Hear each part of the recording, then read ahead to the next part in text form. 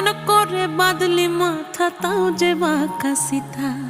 মেদিনীপুরে রায়না চিরন বাঁকুড়ার ওই ফিতা, আর যতন করে বাঁধলি মাথা তাও যে বাঁকা সিথা।